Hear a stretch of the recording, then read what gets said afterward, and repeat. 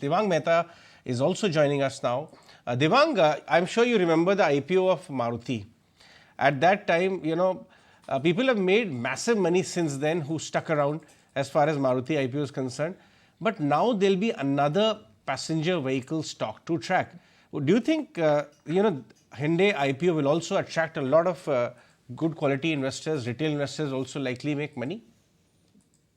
Thanks for having me on the show, Ajay. And yes, I actually precisely remember the times when Maruti got listed. If my memory serves me right, it was somewhere around 2003 when the IPO came at 125 rupees and it got listed at 175 rupees. And today, we all know the story that the compounding that the stock has offered, the business has offered, it's trading around 10,000 rupees. I think it's more rather than the IPO boom. It's more I can guess the more the vehicle market or the passenger vehicle segment, which has now started to expand, the premiumization, the aspirational Indian coming to the fore, which is now driving this markets more. The per capita consumption of vehicle, if we talk about the discretionary consumption in India or luxury trends now rising, Maruti itself is on record saying that they are selling more SUVs now than the hatchbacks or even the sedans. So yes, you made a point, Ajay, absolutely right that. Hyundai has a market share sort of along with Maruti on a lot of discounts where they sell SUVs like Creta and this urban SUVs which sell very well.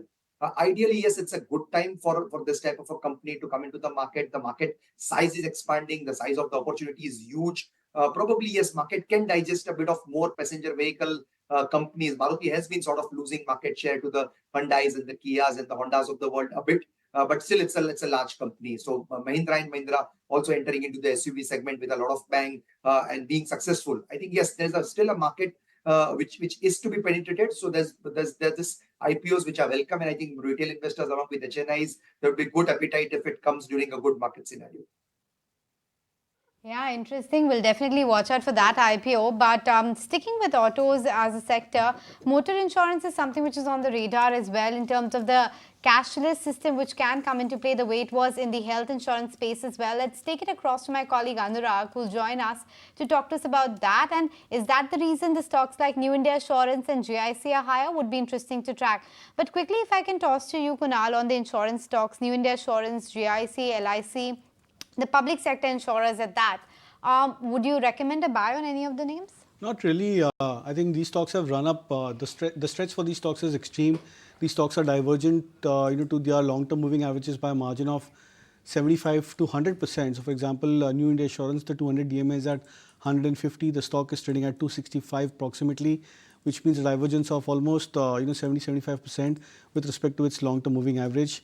And same is the case with GIC Insurance. That stock, the 200 DM is at 230, and the stock I think made a high of 430 approximately, which means a divergence of almost 85-90% for the stock. So these are exaggerated kind of levels for stock prices. Yes, the momentum is very high into these names, but looking at a fresh trade for these stocks would be a completely skew in terms of risk reward, and I think that's where one needs to avoid. So would wait on for a corrective phase for these stocks to enter into these names, but not at current levels. In fact, since Anisha did flag off, this particular thing, we at ET now are picking up from our sources that like 100% cashless treatment for health insurance, insurance companies are planning 100% cashless repair in motor insurance as well. In fact, let me take it across to my colleague Anurag Shah for more on what he's picking up from his sources. After recent launch of cashless everywhere in health insurance segment, now general insurance industry is preparing for cashless everywhere in motor insurance segment.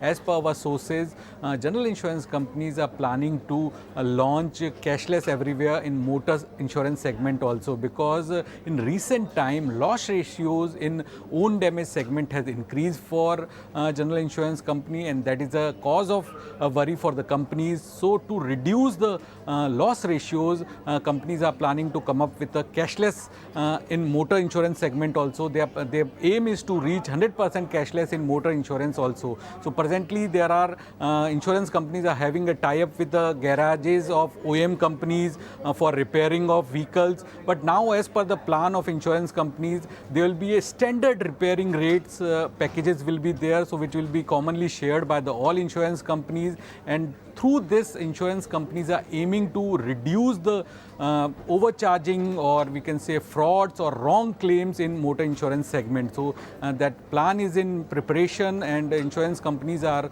planning to launch this because we have seen that motor insurance segment is also second highest segment in general insurance industry with a 32% market share in FY23. Motor insurance business was more than 80,000 crores. So it's a very big segment for general insurance companies, and recently we have seen the own damage losses have gone up for general insurance companies. So to mitigate the losses, companies are planning for cashless everywhere in motor segment. That will be beneficial for policyholders also, because they will be able to get their vehicle repaired across all the garages, and there will be a standard repairing rates among the garages also.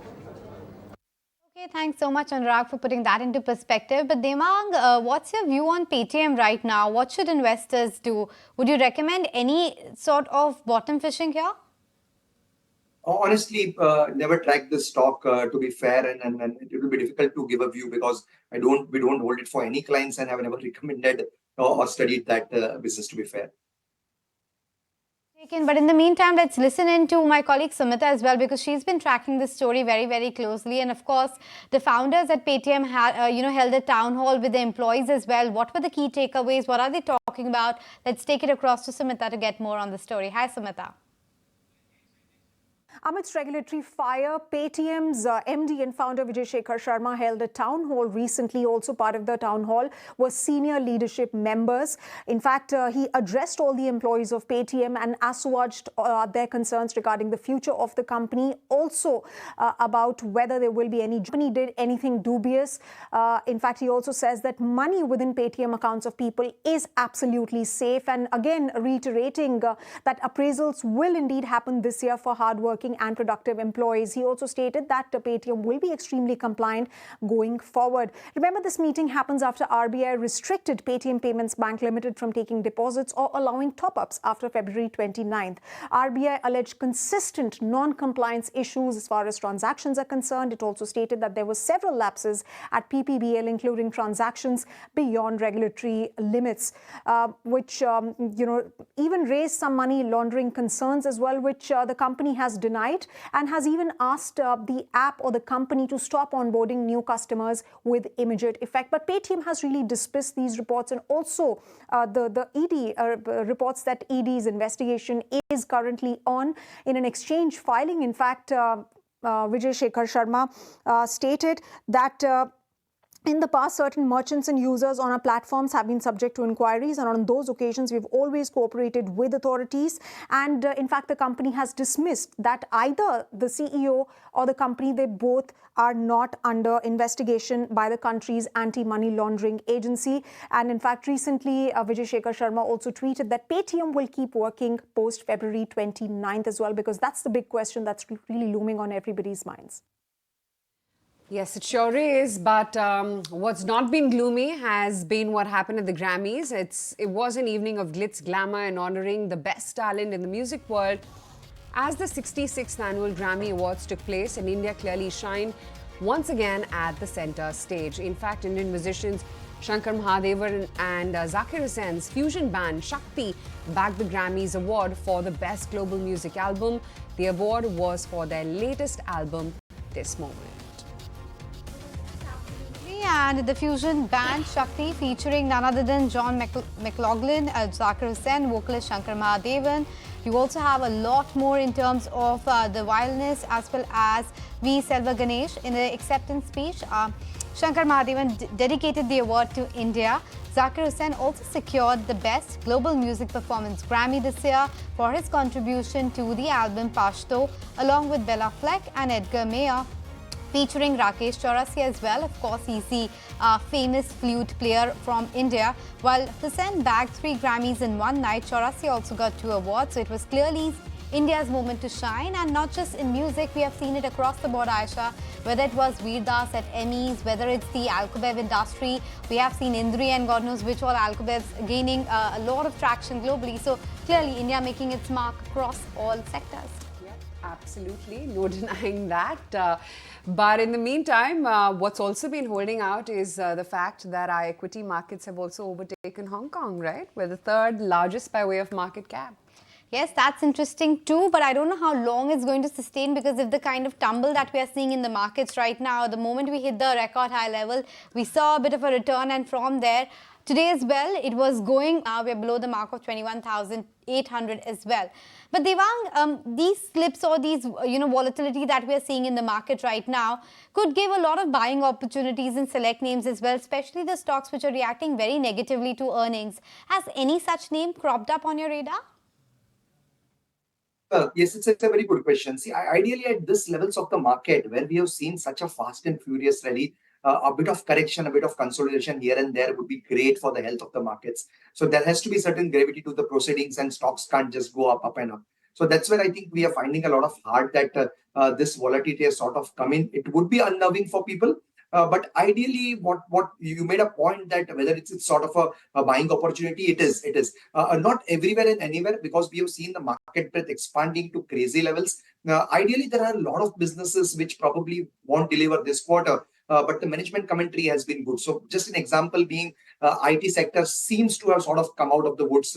There's also a lot of pharma companies, niche pharma companies, just naming a certain like Abbott India came up with good set of numbers. After a long while, the company saw a bit of traction, margin expansion. I think the stock also reacted very well. So there are both ways, right? Some of the banks have not come up with good set of numbers. Some private banks didn't deliver. But that does not mean that this will keep on going for the next 2-3 quarters. So yes, there are buying opportunities across BFSI, across IT, across certain pharma companies, even in capital goods. Just an example being in case L&T came up with great set of numbers, but there was a margin drag because of certain earlier commitments. So there again is an opportunity with a huge order book, with a good execution capability, with capex again going to happen thick and fast. I think these are opportunities in great companies and good companies where there are sort of these corrections entering, and one can probably look forward to enter for another 1.5-2 years. In fact, Bharti is slated to come out with its numbers later today. So let me take it across to Somit and find out what the street is penciling in.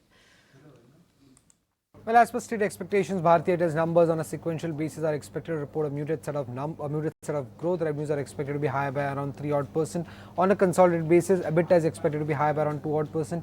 EBITDA margins are expected to come in at close to 52.1%, while the net profit would see a sharper jump because of some exceptional items as per the analyst expectations. Now, the India mobile business is the key number which drives Bharti Airtel share prices, and in that front, if you see the India mobile revenues expected to be higher by around 2.6%. India mobile EBITDA is expected to be higher by around 3%. Subscriber base is expected to grow to around 34.54 crore, and ARPU number is a key number, is expected to be higher by around 2% to close to 206.5 rupees per user per month for Bharti Airtel. Now, on a consolidated basis, if you see steady quarter for the India business, but a muted quarter for the Africa business, and hence we are seeing lower EBITDA growth of around 1.7%. Now, the Africa business accounts for nearly 27% of Bharti Airtel's consolidated operations, and the numbers are expected to be impacted owing to currency devaluation. Apart from that, the India mobile business, if you see, the ARPU growth is largely on the back of more 4G subscriber addition and increasing postpaid penetration in the country. Along with that, the home broadband segment, if you see, that is expected to report a robust set of numbers on the back of strong quarterly net subscriber addition. Healthy growth is expected from the enterprise business, while the DTH business is expected to report a muted set of numbers. Now, the key things to watch out for from Bharti Airtel numbers would be their capital expenditure plans for the next financial year, that is FY25, the commentary on mobile tariff hike, any what has been the response to Jio Bharat phones, any market share shifts that they're seeing, and and what are the commentary coming in when it comes to 5G monetization and the emerging trends of the initial 5G rollout would be important to track from Bharti Airtel conference call.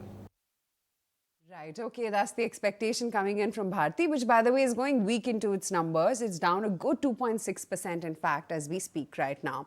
What continues to hold out though is of course Tata Motors, and the OMCs are going very, very strong. Not just the OMCs, the BPCL for instance is chugging along almost a 5% gain, but look at an ONGC. This has been one of the key star performers of last week, as was the case with Reliance, but Reliance has petered down. OMCs, ONGC still going strong. Devang, you want to get in here? OMCs, ONGC, any of these names you think are a material buy? Probably the Red Sea crisis saw a lot of these companies doing well, right? So India used to get its normal share of crude imports from Russia as well, and I think the sort of GRMs had expanded, and most of these companies, it immediately gets into the net profit of these companies. Most of these companies started to do very well, like Reliance started it off, and then ONGC and oil in this company sort of started following it up. I guess it's more a move that is medium term in nature. But having said that, this side of the market, for example, Reliance had underperformed for the last 6 months, 1 year time frame. I think it's just come out of that hibernation mode, and most of its businesses, look at the numbers. Most of these numbers were excellent. Be it Geo, be it the retail numbers, be it the O2C business, plus I think also the GRMs. I think most of these businesses are doing well. So my sense is that if the market has legs to go forward from here, these are some of the market leaders which will sort of take the responsibility of taking it to the new level. Okay, let's see whether to take that responsibility or not. But in the meantime, let's take some BTST ideas from our chartist. Naresh, you go first.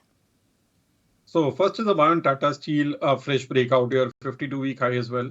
Stop loss at 138, target price of 147.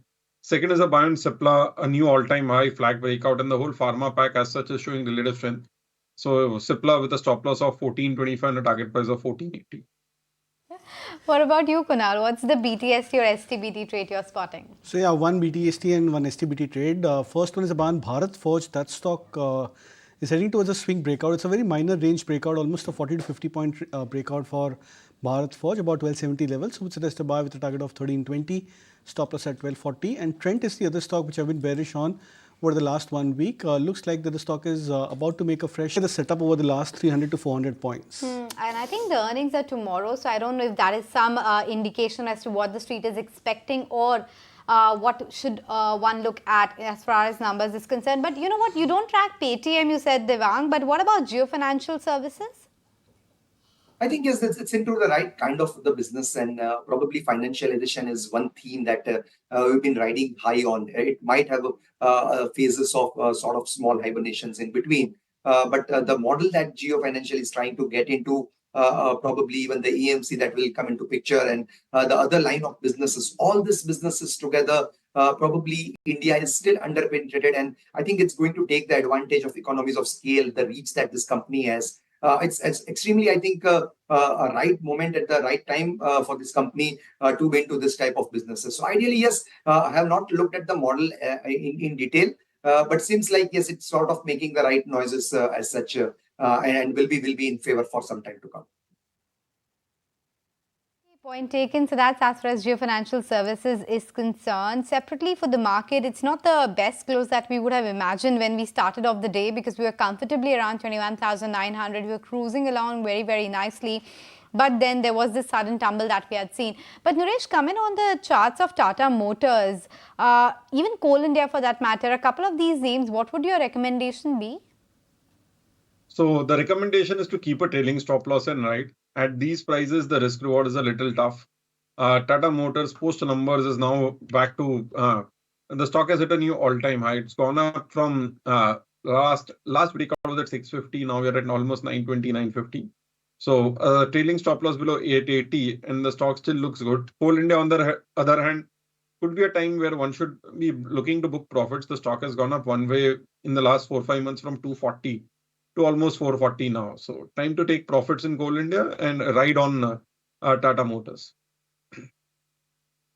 Let's see what else is happening in the market right now. While OMCs, of course, continue to be in the pole position, there's, of course, Coal India as well. IOC today is the one which is actually leading, an 8% move.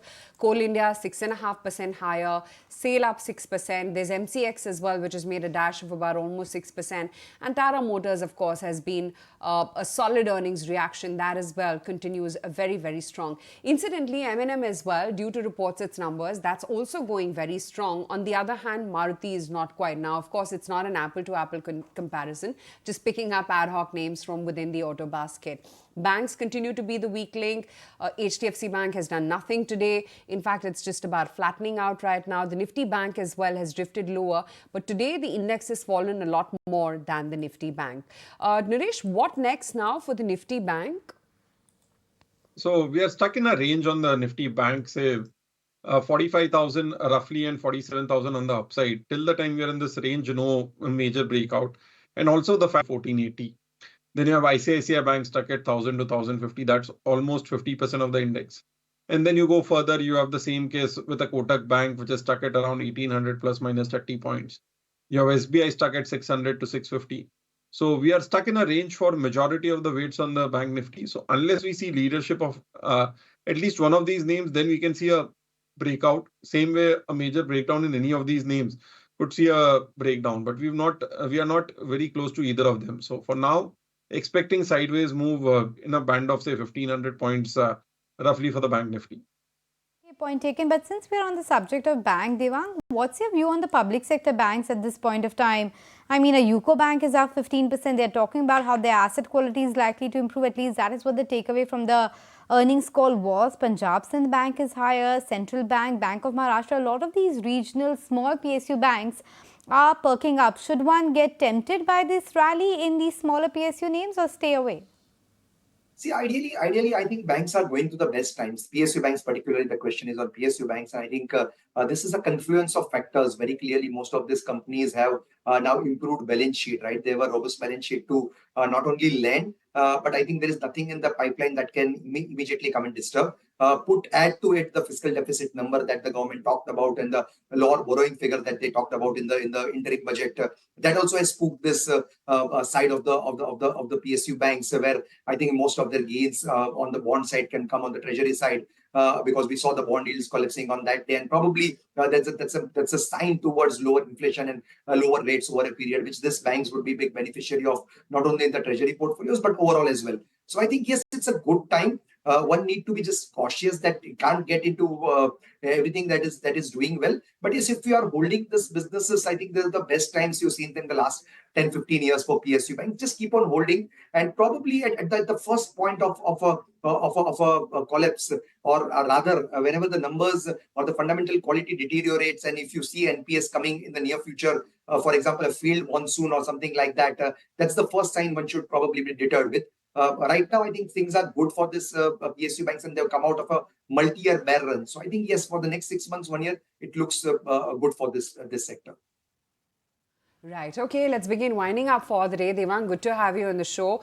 21,968 is where we're shutting shop for the Nifty futures. 21,797 I stand corrected, and that's a downtick of about 150 points that we have seen in trade. In the meantime, of course, the weaklings today have been UPL, which is, by the way, closed in at a 12% cut on the futures, no less. Bajaj Finance, which lost about almost 3.6%. Bharti, over 3%. Bajaj Auto, Maruti, HCL Technologies, L&T. The list of losers has been endless as well. In fact, even SBI has settled in at the session lows, right, Anisha? 1% cut. Oh, well, yes, and even Airtel, for that matter, is going home with at the lowest point of the trading session, perhaps factoring in some weakness in the earnings as well. Britannia, of course, comes out with earnings tomorrow, so let's see how that one is faring. Paytm was, of course, down and out throughout the trading session. There was a large deal that happened at start, but not big enough to break that circuit of 10%. So we see that slide continuing. On the other hand, Jio Financial Services gained as much as 15%. For a large part of the trading session, it was all about public sector entities. So a UCO Bank, a New India Assurance, a GIC, a Punjab Sindh Bank. These were the high flyers in the trading session today, while UPL clearly was the one stock which was down and out throughout the day, a cut of almost 11%. In terms of the other big movers, need to watch out for, of course, the oil marketing companies, as we pointed out. Phoenix Mills was the other one with a 7% gain. Mahindra Lifespace was also a result reaction, 7% gain there. TB Realty, SAIL, Tata Motors, Aegis Logistics. These were some of the other names that we were tracking. But overall, it was a weak day for the bulls. The Nifty ended in the red, and so did the advanced decline ratio. And the India VIX spiked quite a bit ahead of that RBI MPC meeting, which will start tomorrow.